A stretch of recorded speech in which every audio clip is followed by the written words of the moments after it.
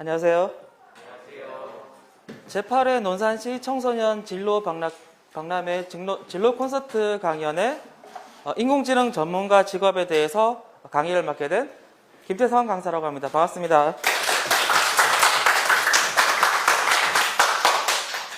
자, 강연 순서는 제 소개를 간단하게 하고요.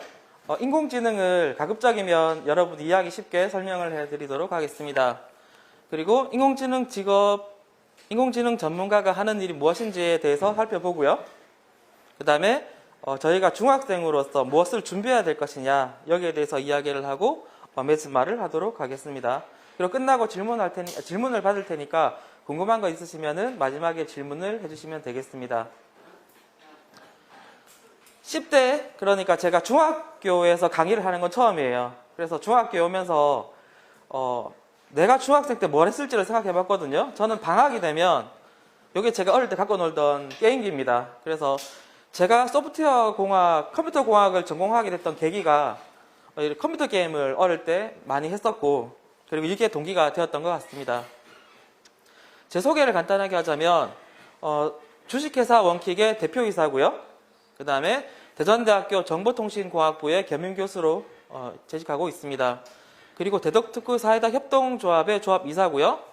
또 학교도 다니고 있습니다. 충남대학교 공과대학원 전파정보통신공학과의 박사과정을 지금 하고 있고요. 그 다음에 게임도 하고 있습니다. 이게 저희 회사고요. 저희가 만들었던 제품들을 소개해 드리겠습니다. 인공지능 기술을 적용해서 무엇을 만들 수 있을까? 저희는 운동 제품을 만들었습니다. 이게 훌라후프거든요. 이 훌라후프가 사실은 작고 가볍고 그 다음에 약간 함부로 다루는 운동기구거든요. 던지기도 하고. 그런데 여기에 이런 센서를 넣는 겁니다. 그래서 이 센서가 운동량을 측정을 합니다. 얼마나 자주, 얼마나 세게, 얼마나 빠르게 이 사람이 운동을 하는지, 또 얼마나 꾸준히 하는지를 이렇게 부착해서 이제 운동을 하게 되면, 이렇게 운동한 정보들을 인터넷망을 통해서 클라우드 서버라고 하는 서버에 수집을 하게 됩니다. 그래서 전국에 있는 많은 사용자들이 데이터를 이제 클라우드 서버에 모아주면 이걸 가지고 이제 인공지능이 학습을 합니다. 누구한테 어떻게 운동을 시켜야 운동 효과가 있겠다. 그래서 이제 인공지능이 알림을 주는 겁니다. 스마트폰으로. 지금 운동할 시간입니다. 운동하세요. 이렇게 안내를 해주는 이런 프로젝트를 수행을 했었습니다. 두 번째는 여기는 이제 저희가 이번에 개발했던 이제 웹 솔루션, 웹 서비스라고 합니다. 그러니까 일종의 홈페이지인데, 여러분도 이제 홈페이지 많이 써보셨겠지만 네이버든 다음이든 카카오든 이런 데서 이제 웹 기반의 서비스를 많이 제공하고 있는데, 여기도 여러분이 못 느끼겠지만 인공지능 기술이 적용돼 있어요. 마찬가지로 구글 검색 엔진을 검색해 보시더라도 여러분이 어떤 걸 좋아하고 어떤 걸 주로 검색하는지 거기에 따라서 인공지능이 광고를 이제 우선적으로 배치를 해준다든지 이렇게 하고 있습니다. 그리고 혹시 안면 인식이라고 들어보셨어요? 네, 얼굴 인식이거든요. 한 20년 전, 그러니까 10년 전까지만 해도 사실 같은 사람인지 구분하는 게 쉽지가 않았어요. 그러니까 사진 안에 사람이 있다 없다 판단하는 정도, 그리고 얼굴이 있다 없다 없냐를 따지는 정도였는데 2018년도부터 그 알파고와 그 이세돌이 붙었던 바둑대국 혹시 기억나세요? 네. 그 사건 이후로 인공지능 기술이 급격하게 발달을 했습니다. 그래서 사진에서 얼굴을 찾아요. 얼굴을 어떻게 찾냐면 이제 이걸 딥러닝이라고 하는데 사람의 얼굴처럼 생긴 걸 이제 확률적으로 찾습니다. 그리고 점을 찍어요. 이렇게. 그리고 이걸 갖다 비교를 하는 겁니다. 모양을 보면 사진만 비교하기에는 너무 복잡하니까 점으로 비교하는 거예요. 딱 보더라도 이 사람 턱이 뾰족하고 둥글고 눈이 크고 작고, 그죠? 이렇게 해서 사람이 같은지 다른지를 비교하는 시스템이고요. 여기 어디 적용되냐면 출입문입니다. 이제 집에 들어갈 때 도어락 쓰시죠? 아침마다. RFID 쓰는 사람 있어요? 아니면 비밀번호 누르는 사람? 얼굴 인식을 쓰고 있는 사람 있어요, 혹시? 지금 얼굴 인식 기술이 나와 있어요. 제품은 나와 있는데 문제가 뭐냐면 열이 많이 나, 뜨겁고 전기도 많이 쓰고, 사실 그 건전지 넣잖아요. 그 건전지로는 이걸 감당하기에는 아직 해야 될 일이 너무 많기 때문에 아직 보편화가 안 돼 있어요. 이렇게 해서 주로 이거는 은행 강도들을 침입하는 사람들이 상당히 많습니다. 그래서 이거를 카메라를 이용해서 인증을 하는데 사용되고 있어요. 아까 이야기했던 그 이세돌이 알파고와 바둑 대국을 했던 세계의 대결이라고 하죠. 이 사건이 크게 이제 영향을 끼치게 됐습니다. 인공지능이 아무리 발달을 해도 사람을 이길 수 없을 거라는 이야기가 많았어요. 예전에는 체스조차도 컴퓨터는 사람을 이기지 못했어요. 그런데 컴퓨터가 점점 빨라지잖아요. 컴퓨터 속도는 매년 빨라지고 있고 가격은 싸지고 있고요. 그래서 사실 여기는 알파고라는 인공지능이 있지만 이 뒤에는 수천 대의 슈퍼컴퓨터들이 연결돼 있어서 얘들이 전 세계의 바둑 그런 경험들을 다 학습하고 온 거예요.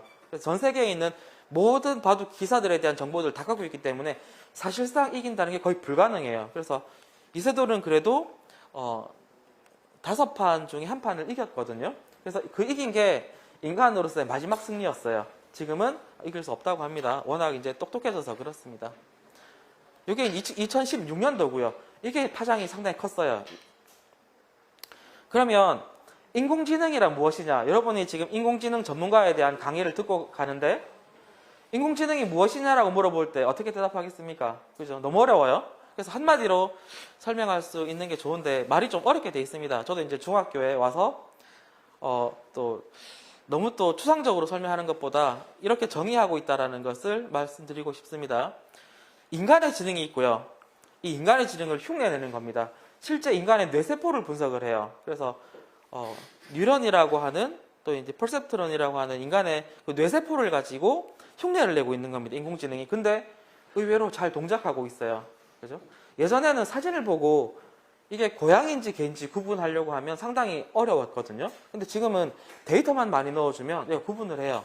그래서 이 인공지능은 사람의 지능을 흉내내어서 학습이나 추론이나 지각이 가능하게 하는 겁니다. 그죠? 저도 가급적이면 좀 딱딱하게 안 하고 싶은데 네. 좀 이 영어가 좀 어렵게 되어 있습니다. 그러면 혹시 머신러닝이라고 들어보셨어요? 머신러닝? 머신러닝과 딥러닝 두 개 다 인공지능과 연관되어 있는 단어입니다. 그런데 이걸 구분하기가 좀 쉽지가 않아요. 그래서 여러분은 이 강의를 듣고 갔기 때문에 한마디로 설명할 수 있어야 됩니다. 머신러닝은 기계가 학습하는 겁니다. 기계라고 하면은 톱니바퀴만 기계가 아니고요. 컴퓨터도 기계로 취급을 합니다. 그래서 머신이라고 하고요. 컴퓨터가 학습을 해요. 그러면 인공지능하고 기계학습하고 뭐가 다릅니까? 머신러닝은 조금 더 단순해요. 단순한 아마 그 수학 했으면은 그죠? 선형함수를 배웠을 것 같은데 그죠? 1차 함수 그죠? 지금 배우고 있는 거죠. 이거예요. 이게 뭐냐면 요것보다 위쪽에 있으면은 예를 들어서 개다. 요거 밑에 있으면 고양이다. 악필이라서 미안해요. 이렇게 판단하지 않은 어떤 선을 찾아요. 구분선을 찾는 거거든요. 이게 뭐가 어렵습니까? 생각할지 모르겠는데 사실 여기에서 시작을 했어요. 그래서 여기서 기울기와 편차를 얼마 정도 잡는 게 적당할까? 이렇게 학습을 하는 방법이 머신러닝이에요. 그래서 요거를 이제 잡는 건데 조금 이제 여기서 조금 더 진보된 게 딥러닝이에요. 딥러닝은 그 이후에 머신러닝으로는 한계가 있습니다. 이제 너무 복잡한 것. 아까처럼 단순하게 이분법으로 나누는 게 아니라 고양이를 표현하기에는 고양이의 특징이 너무 많아요. 털도 뽀송뽀송하고요. 눈도 2개가 있고 귀는 뾰족하고. 그런데 색깔이 너무 다양하고요. 고양이가 어디에 사느냐에 따라서도 배경이 다르게 들어가니까 못 찾습니다. 그래서 딥러닝이라는 개념이 나왔는데 쉽게 말하면 여기 사진이 들어가요. 사진을 막 잘게 쪼개서 이게 특징을 다 나눕니다. 그리고 마지막에 개냐 고양이냐를 따지는데 머신러닝 같으면은 요거는 사람이 설계를 해요. 예를 들어서 자동차라고 하면 손잡이가 있어야 되고 문이 있어야 되고 바퀴가 있어야 된다. 이런 걸 잡아주는 건 머신러닝이고요. 딥러닝은 그냥 집어넣어요. 잘 모르겠고 여기에 고양이 사진 100만 장, 개 사진 100만 장 있으니까 알아서 학습해라라고 던져주는 방식이에요. 사람 입장에서는 훨씬 쉽습니다. 근데 이게 효과가 더 좋아요. 심지어는 사람이 찾지 못하는 그런 특징까지도 딥러닝이 찾아냅니다. 이것 때문에 이세돌이 알파고한테 지게 된 겁니다. 아시겠죠? 자, 그러면 이거는 대답할 수 있어야 되겠죠? 그러면 머신러닝과 딥러닝이 둘 다 인공지능에 연관되어 있는 건 알겠는데 도대체 머신러닝과 딥러닝이 뭐가 다릅니까? 차이점은 그 특징을 사람이 정해주느냐, 기계 스스로 알아내느냐입니다. 아까 처음에 말씀드렸듯이 이런 특징을 잡아주는 거 있다고 하면 그게 머신러닝이고요. 여기 조금 더 진보된 거, 그냥 우리는 잘 모르겠고 사진 많이 줄 테니까 알아서 학습해라 라고 다 맡겨버리는 방식이 딥러닝입니다. 아시겠죠? 그래서 특징점을 사람이 잡아주느냐, 기계가 스스로 학습하느냐에 따라서 딥러닝이냐 머신러닝이냐가 구분됩니다. 아시겠죠? 자, 그러면 인공지능 전문가는 무슨 일을 합니까? 예전의 권력은 미래를 예측하는 겁니다. 그죠? 비가 오겠습니까? 농사를 지었으니까 비가 언제 올 것이라는 걸 예측하는 것만으로도 사람들을 선동할 수 있고 이끌 수 있고 그다음에 영향력을 끼칠 수 있었어요. 지금은 일기예보가 다 해주고 있죠, 그죠? 근데 상당히 정확합니다. 물론 가끔 틀릴 때는 있죠, 그죠? 그래서 확률로 이야기를 하잖아요. 비 올 확률이 80%입니다. 근데 비가 안 오면 그 비가 안 올 20%의 확률에 속했다라고 이야기를 하죠. 사실 여기에 인공지능이 가장 먼저 사용이 되었고 지금도 활발히 연구가 되고 있습니다. 자, 그러면 인공지능 전문가들은 어떻게 생겼습니까? 사실 이제 이런 천재들이라고 하는데 세계적인 천재들 사진 보면 딱히 천재처럼 보이진 않았어요. 우리가 보통 영화 보면 되게 스마트하게 똑똑하게 생겼거든요. 그런데 뭐 그렇게 생기진 않았지만 상당히 인공지능 관련해서 이런 유명하고 똑똑한 사람들이 많이 있습니다. 그래서 저도 인공지능 관련해서 일을 하고 있지만 이 분야에서 최고라고 말할 수 없는 게 아주 많은 사람들이 있고 전 세계에 똑똑한 사람들이 상당히 많습니다. 그래서 제가 소개를 시켜드리는 거고요. 그래서 아마 사람 이름은 잘 기억 못 하시겠지만 회사를 보자면은 구글이라고 들어보셨죠? 네. 구글의 모 회사라는 알파벳이라는 회사가 있고요. 여기에 AI 연구소에 있는 분이고요. 여기서 우리 관심 있게 볼 거는 이 사람이 뭐 몇 년생인지는 딱히 관심은 없어요. 근데 게임을 상당히 좋아한다고 합니다. 그 저랑 겹치더라고요. 저도 게임을 좋아했으니까. 초기에는 체스 대회나 이런 데 많이 나왔다가 그 대학교 진학을 할 때 컴퓨터공학을 진학을 했어요. 저랑 똑같아요. 저도 컴퓨터공학 진학했거든요. 그리고 게임 개발을 했습니다. 저도 지금 게임 개발하고 있어요. 요 다음에 게임 개발을 하다가 그 게임의 그 지능이 너무 좀 바보 같으니까 좀 똑똑하게 만들고 싶은 거예요. 진짜 게임 안에 있는 그 적이 몬스터가 살아있는 것처럼 좀 무섭게 싸워주기를 바라는 겁니다. 진짜 사람처럼. 그걸 연구를 하다가 게임 개발을 그만두고 나서 인공지능에 뛰어들기 시작했어요. 그러니까 동기는 그냥 자기가 좋아하는 게임이었지만 그쪽에 파고들다 보니까 이쪽에 조금 더 관심이 생겼고 그래서 딥마인드라는 테크놀로지라는 회사를 설립하게 됐고요. 딥마인드에서 만든 그 인공지능이 바로 알파고라고 합니다. 자, 두 번째는 오픈 AI를 만든 도타2에서 인간과 프로게이머를 겨룰 수 있는 AI인데 일론 머스크가 만든 회사고요. 여기에서도 게임에서부터 시작을 했어요. 프로게이머와 견줄 수 있는 AI를 만들어 보겠다 이렇게 시작을 했고 그러니까 이 컴퓨터공학 하신 분들이 좀 약간 괴짜가 많아요. 특히 게임도 많이 좋아하고요. 그리고 페이스북이라고 들어보셨죠? 네, SNS 중에 가장 많이 쓰는 것들 중에 하나인데 이런 SNS 업체들도 인공지능 연구를 많이 하고 있습니다.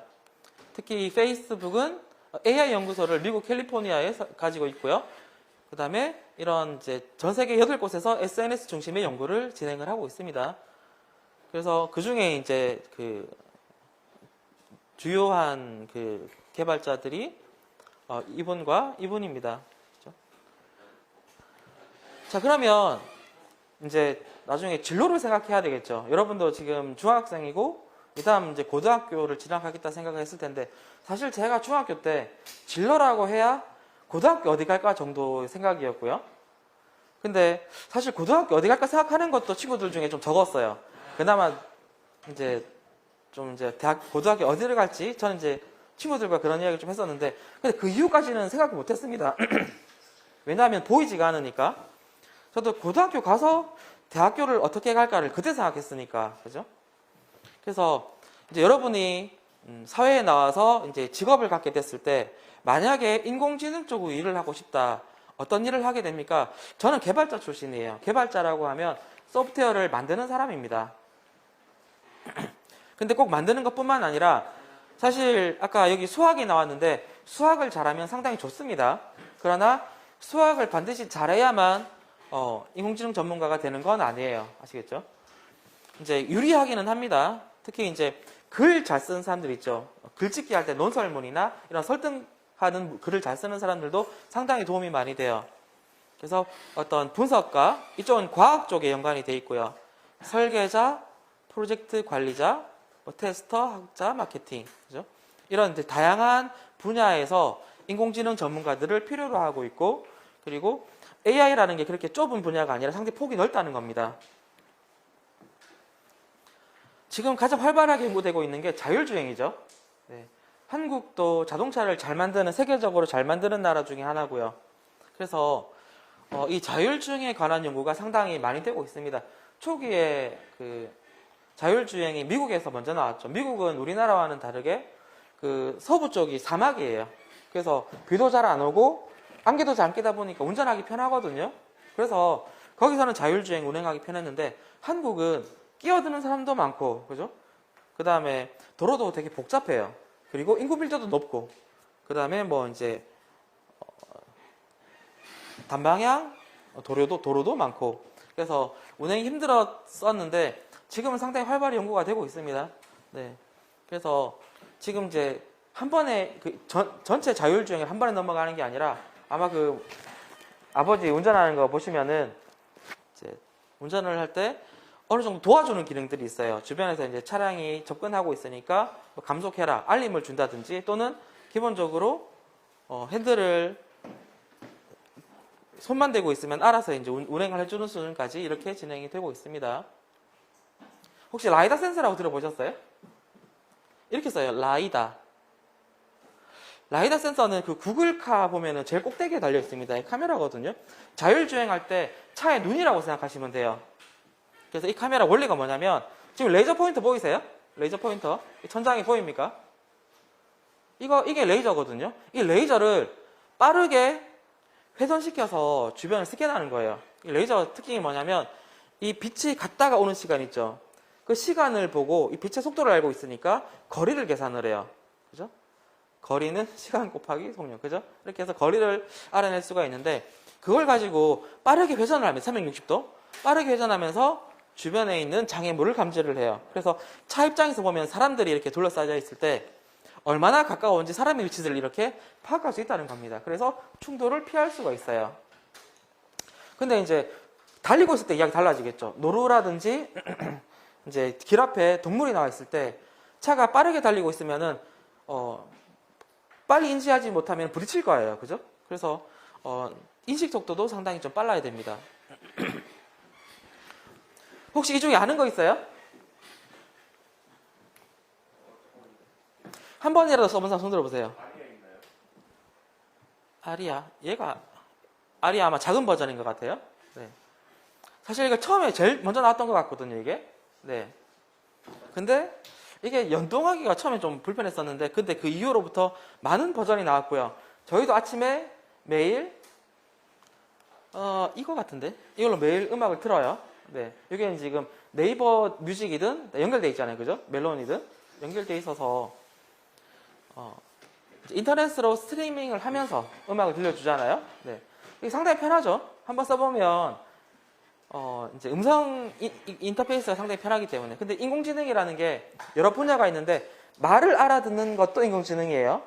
그러니까 말을 알아듣고 스스로 생각하면 좋겠지만, 아직 그 완전한 인공지능까지 넘어가는 그 과도기에 있고요.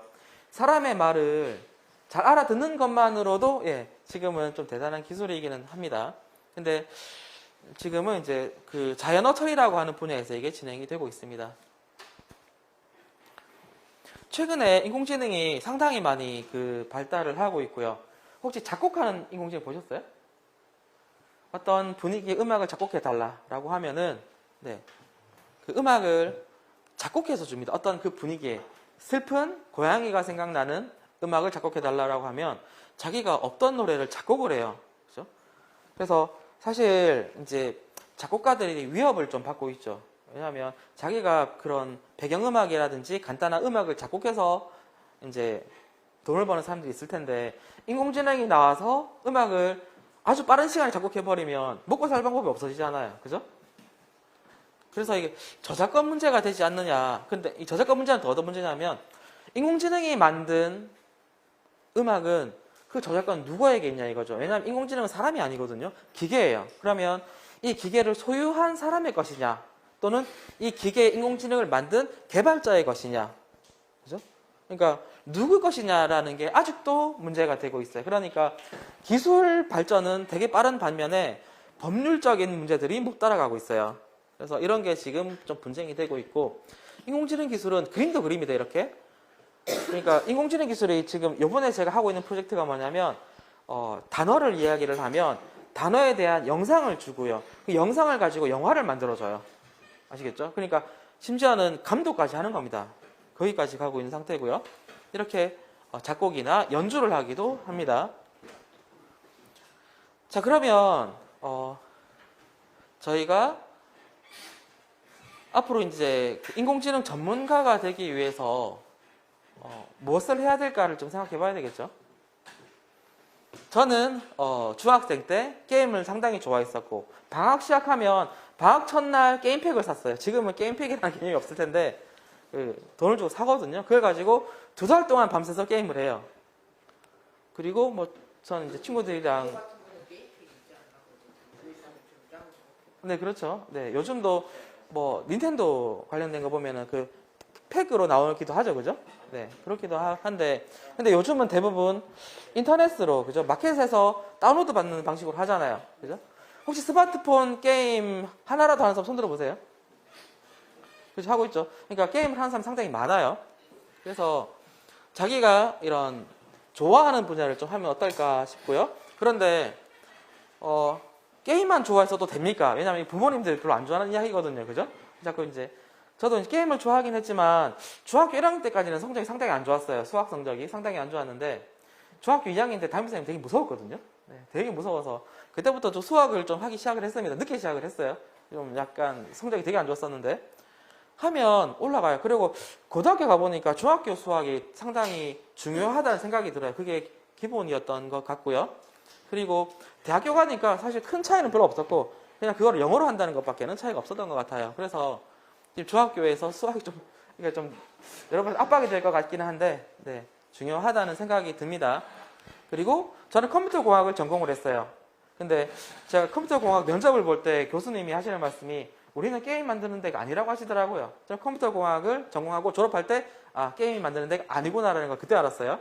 어쨌든 근데 그걸로 인해서 제가 소프트웨어 개발이라는 일을 하고 있는데 저는 되게 재밌다고 느끼고 있어요. 그래서 자기가 좋아하는 일을 하는 게 어떨까 싶습니다. 자, 그러면 여러분의 진로를 좀 생각해 봐야 될 것 같은데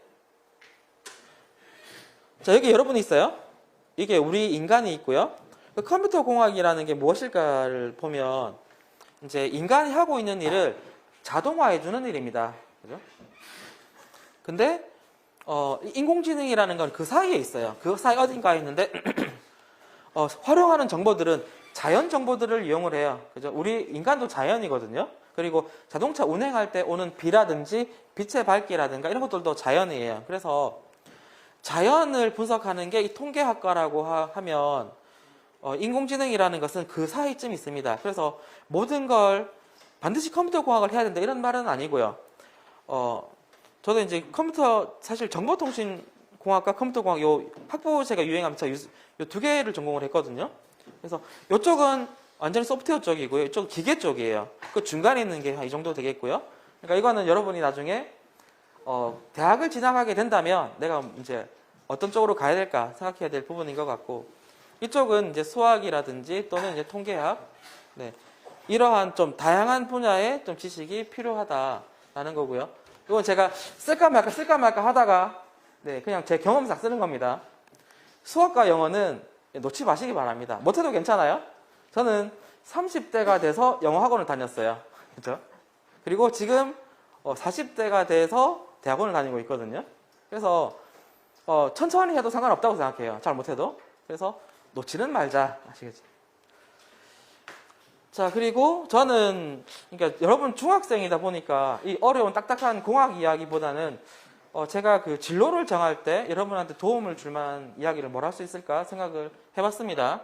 저는 중학교 때 좀 많이 가난했어요. 물론 저는 돈을 버는 사람이 아니니까 우리 부모님이 가난했겠죠, 그죠? 저희 집이 좀 많이 가난했어요. 그래서 점심이 되면 저는 그때는 급식이 없었어요. 그래서 매점에 가서 라면을 먹었습니다. 그러면 이제 저도 이제 저희 어머니 식당을 하셨기 때문에 도시락을 못 사주는 상황이었어요. 그래서 가면 저하고 처지가 비슷한 친구들이 또 모여요. 그렇게 해서 라면을 먹었었는데 사실 그렇게 먹어도 상관은 없는데 스스로 좀 열등감 같은 게 생겼어요.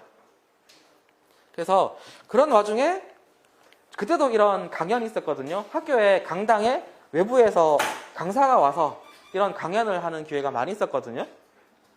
그 강사분을 봤을 때 야, 나도 저렇게 될 수 있을까라는 생각을 했었습니다. 그러고 친구한테 이야기를 했어요.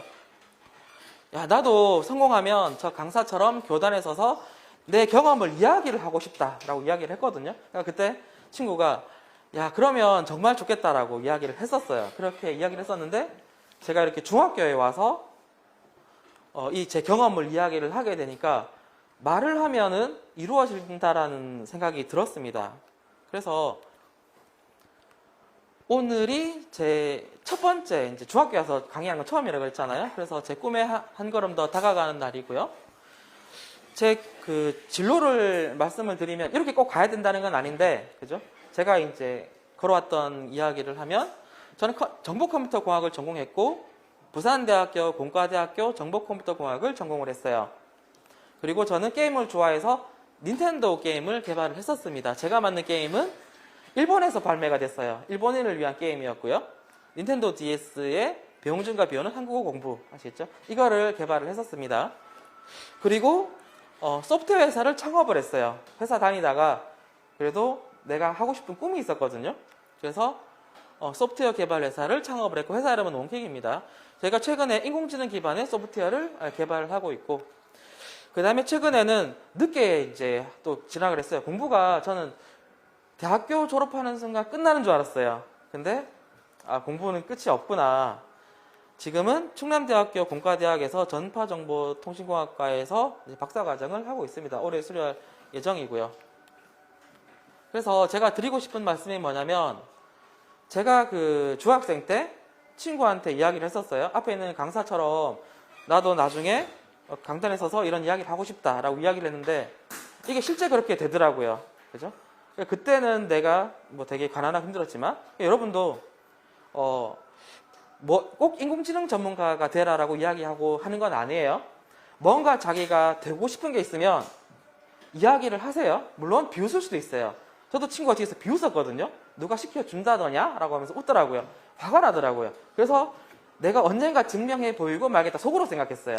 알겠죠?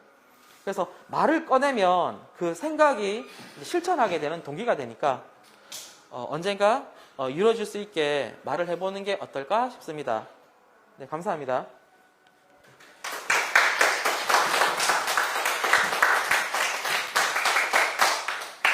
지금 시간이 한 10분 정도 남았거든요. 나머지 시간 동안은 이제 질문 답변을 좀 받는 게 어떨까 싶어요. 혹시 질문 있어요? 좀 들으면서 아무 이야기도 괜찮아요. 이야기하세요. 어떤 걸 창업하셨다고 했잖아요. 네, 그게 더 원칙인가요? 네 맞습니다. 그게 다예요? 네. 저도 그 생각을 고등학교 때 했던 것 같아요. 언젠가 회사 사장이 되고 싶다는 생각이 있었어요. 네. 그래서 회사에 다녀도 괜찮거든요. 근데 죽기 전에 해봐야 될 것, 이 버킷리스트가 있잖아요. 저는 꼭 해봐야 되겠다는 생각이었어요.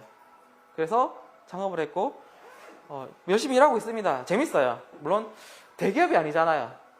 작은 중소기업일 거 아니에요? 그래도 재밌어요. 왜냐면 자기가 하고 싶은 걸 하면 재밌잖아요.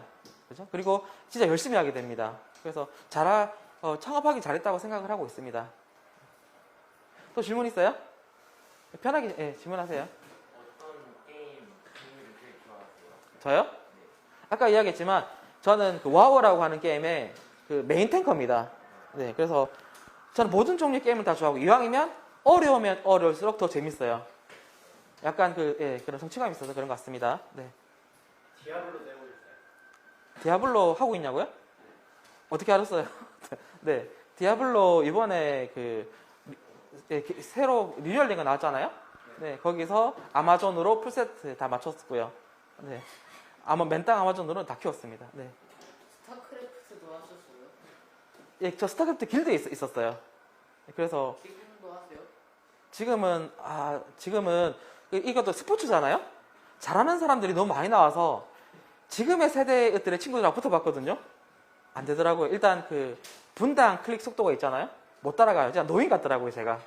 그래서 난 한물 같구나. 네, 받아들일 건 받아들여야 됩니다. 네. 또 질문 있어요?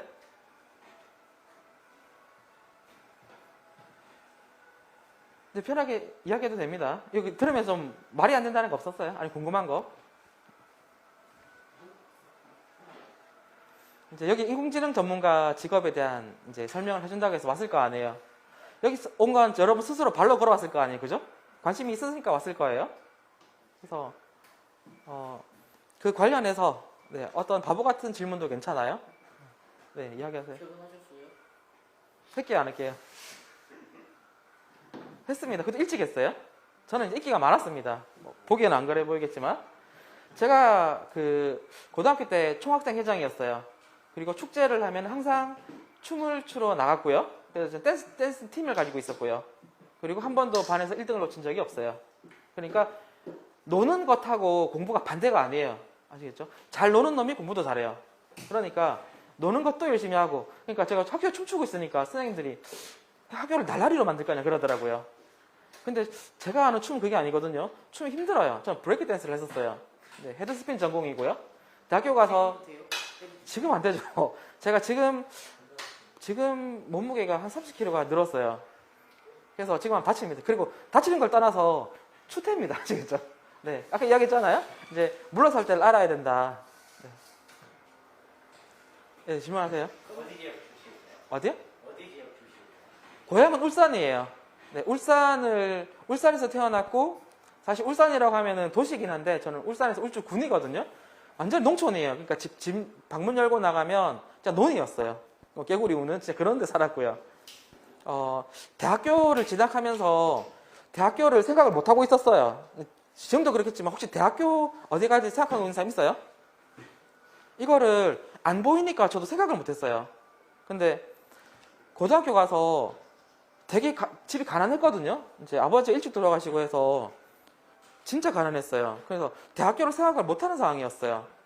그러니까 저도 어머니가 중3 때 돌아가셨거든요. 그러니까 완전히 졸지에 소년선을 가는 게 돼버린 거예요. 그러니까 대학교를 간다는 생각 자체를 못하는 상황이었는데, 이제 라이언스 클럽이라고 해서 이 소년선을 가장들만 모아가지고 이제 이렇게 상담해주는 시간이 있어요. 진학에 대해서. 다들 공장에 취업하는 식으로 했거든요. 전 대학교 가겠다 그랬어요. 다들 공장에 고졸로 취업할 때. 전 대학교 가겠다 그랬어요. 어디 갈래? 하니까 저는 부산대학교 가겠다고요. 이렇게 이야기를 했어요. 물론 성적은 안 됐거든요. 어떻게 갈 거냐 물어보는 거예요. 성적 되냐길래 성적 되게 하면 되죠. 말을 했어요. 근데 자존심 좀 강하거든요. 말을 내뱉었는데 성적 차이가 너무 안 되는 거예요. 진짜 말도 안 되게 안 되는 거예요. 근데 열심히 하니까 그냥 방학 때 이게 약간 열등감 있잖아요. 이게 집에 가는 학원도 못 가니까 그냥 수업 시간에 선생님 말 잘 들었어요. 선생님, 특히 수학 선생님 좀 무서웠거든요. 우리 때렸어요. 수학 선생님이. 그 무서운 것. 수학을 열심히 하고 하다 보니까 성적이 많이 올랐어요. 결국은 갔습니다. 그러니까 자기가 하겠다고 생각했으면 약간 두렵더라도 말 꺼내보세요. 나 가겠다고. 그럼 비웃겠죠? 열받잖아요? 그러면 두고 보자. 알겠죠? 두고 보자는 무섭지 않다고 하지만 저는 그렇게 각오를 했었고, 어쨌든 그게 제 원동력이 됐던 것 같아요. 네, 답변이 됐어요? 네. 또 질문 있습니까? 질문하세요. 편하게 물어봐도 됩니다. 네. 그럼 결혼을 언제 하신 거예요? 아, 자, 너무 개인적인 걸 너무 물어봐서 29에 했네요. 네, 29. 대학교 졸업하고, 그러니까 직장이 있어야 결혼을 할 거 아니에요. 그죠? 돈을 벌어야 되니까. 저희는 이제 그때 군대가 조금 더 길어서 저희가 졸업할 때 나이가 27살 정도 돼요. 지금은 25에서 26 정도 이제 대학교를 졸업하거든요. 군대 갔다 오면. 저희 때는 27이었는데 직장 생활하고 1년 딱 일하고요. 그 다음에 바로 결혼했어요. 뭐 그때까지 돈을 열심히 모아서 그죠? 집을 제 자가는 아니지만 집을 구하고 네, 그렇게 결혼을 했습니다. 그게 그렇게 궁금했어요? 또 질문 있어요? 네. 혹시 원케이크 본사 어디예요? 대전에 있고요. 만년동에 있습니다. 그 만년동이 수목원 있잖아요. 네, 수목원 옆에 있고 저희 소프트웨어 개발이 중심이다 보니까 사람이 중심이고 그리고 머리로 일을 하는 일이잖아요. 그러니까 스트레스를 많이 받아요. 개발자들이. 그래서 개발자들이 스트레스 많이 받으니까 회사를 그만두거나 이직하는 일도 많거든요. 그래서 그 스트레스를 풀기 위해서 수목원 옆으로 갔어요. 그래서 점심 먹고 산책을 하는 겁니다. 스트레스를 풀도록. 네, 그렇게 하고 일을 하고. 네, 그렇게 있습니다. 또 궁금한 거 있어요? 질문 받습니다. 네, 네, 이야기하세요. 선생님 개인적으로 프로그래밍이 어려워요? 아니면 다른 뭐 AI, 딥러닝 그런 거 시키는 게 어려워요? 둘 다 어려운데요? 둘 다 엄청 어려운데, 근데 기술적으로는 방금 봤던 머신러닝이나 AI가 한 단계 위에요. 그러니까 저는 컴퓨터 공학 전공을 했잖아요. 프로그래밍을 먼저 시작했어요. 근데 알파고가 나온 이후로부터 인공지능이 갑자기 급부상하기 시작했습니다. 4차 산업이라고 들어보셨죠? 네. 4차 산업의 핵심이 원동력이 많은 데이터, 빅데이터죠. 이거와 인공지능이에요. 이 두 개가 끌고 가고 있거든요. 그래서 저도 늦게 막 공부를 다시 시작을 했던 겁니다. 빅데이터 개발 분석 도구들도 다시 공부하고 인공지능도 다시 공부를 하고 네. 그래서 프로그래밍보다는 프로그래밍 개발 기술을 갖추고 있으면 인공지능 개발이나 빅데이터 분석을 상당히 편하게 할 수 있어요. 물론 프로그래밍을 반드시 할 수 있어야 하는 건 아닙니다만은 개발자인 경우에 상당히 좀 메리트가 있습니다. 네. 그래서 제가 아까 설명드릴 때 뭐 컴퓨터 공학을 먼저 이야기를 했던 이유가 전 소프트웨어 개발 출신이니까 그죠? 만약에 여러분도 AI 개발을 하고 싶다고 하면 관련 학과 쪽으로 아까 통계학도 좋고 수학도 좋아요. 또는 이제 뭐 컴퓨터 공학도 좋고 전자 쪽도 괜찮고요. 그렇게 진학을 했다가 AI 쪽으로 이제 한 단계 올라서는 방법이 현실적으로 좋지 않을까. 근데 반드시 그렇게 가야 된다는 건 아니에요. 네. 답변이 됐어요? 또 질문 있습니까? 시간 얼마 안 남았어요. 예, 이야기하세요. 좋아하는 음식이 뭐예요? 저요? 제가 뭐라고 이야기하냐면 상한 것 빼고 다 잘 먹습니다 라고 이야기를 해요. 재미없어요? 미안합니다. 네. 네. 돈 많이 버세요? 돈이요? 전에는 많이 벌었어요. 혼자 일을 할 때, 혼자 프리랜서 일을 할 때 돈 많이 벌었는데 지금은 회사를 운영하면서 요즘 회사도 사장님들이 이제 월급을 받고 다니거든요. 네, 그래서 그때만큼 돈을 많이 벌지는 않는데 그게 돈을 많이 번다는 게 상대적이잖아요. 근데 부족함을 못 느끼면 부자 아닙니까? 네, 전 부족함을 못 느끼고 살고 있어요. 물론 그렇다고 해서 펑펑 쓰고 살진 않아요. 약간 그 어릴 때 가난했잖아요. 그래서 돈을 펑펑 쓰는 습관이 안 들었어요. 되게 아끼는 부모님으로부터 그런 습관을 받는 바람에 지금도 돈이 있어도 함부로 낭비하거나 이렇게 살고 있지는 않습니다. 네. 또 질문 있어요?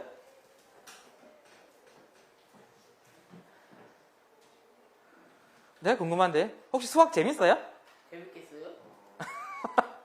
아, 미안해요. 네?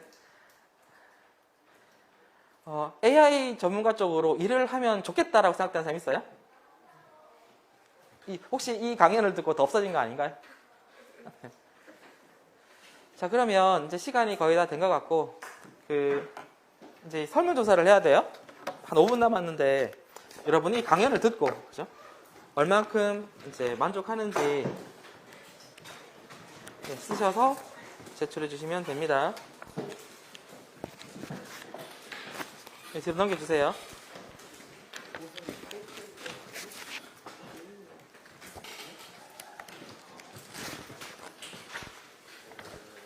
자, 여기 있습니다. 그리고 열심히 수업을 들은 보상입니다.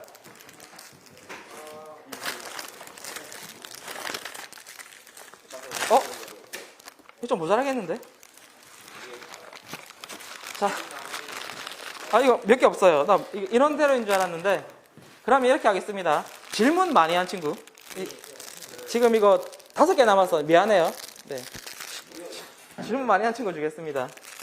질문했는데 못 받은 사람 손 드세요. 지금 이제 몇 개 안 남아서 그래요.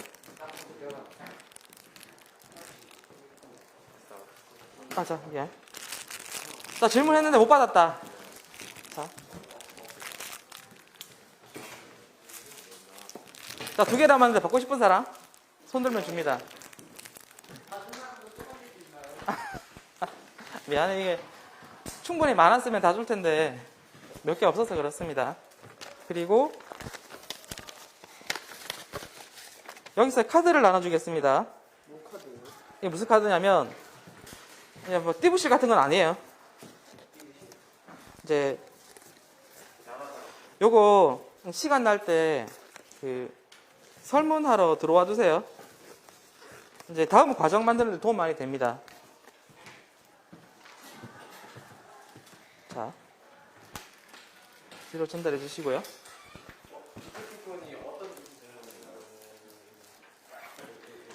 궁금하면 들어가 보세요. 네. 혹시 못 받은 사람 없죠?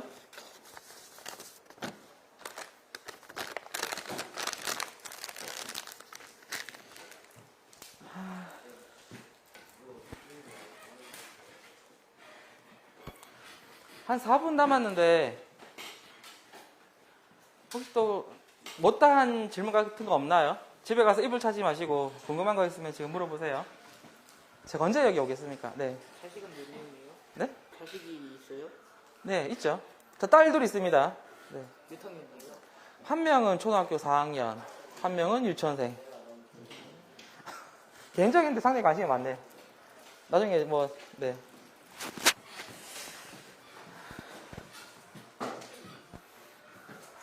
혹시 인공지능에 관해서 궁금했던 질문 없어요?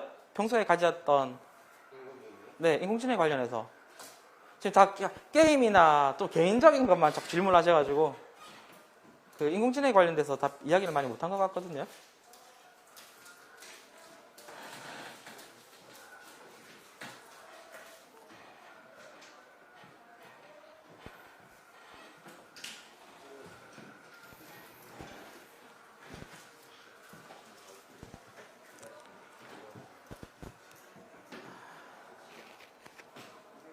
네.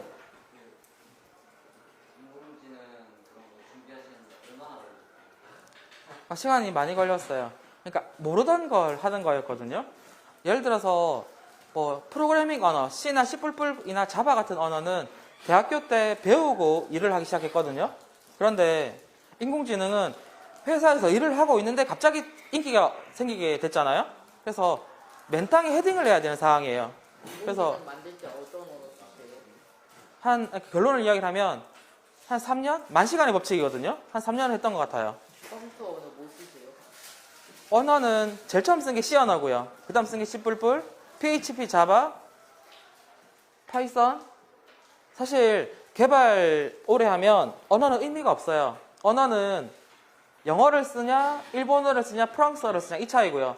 그걸로 얼마나 가치 있는 글을 쓰느냐가 중요한 거죠.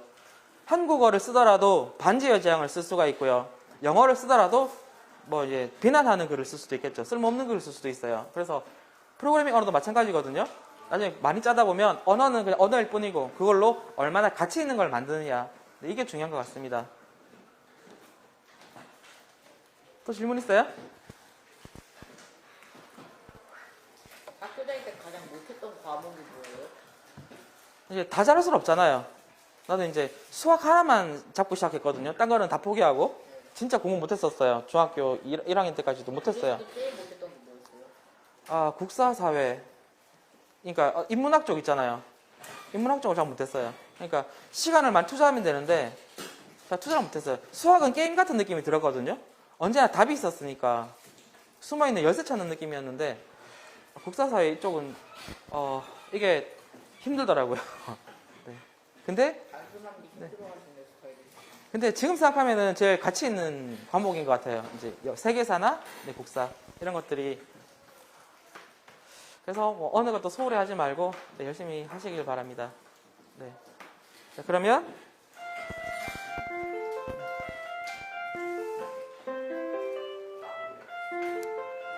그러면 저희 네. 인공지능 전문가에 관한 강의를 들어주셔서 감사합니다. 자, 그러면 인사하고 마치겠습니다. 감사합니다.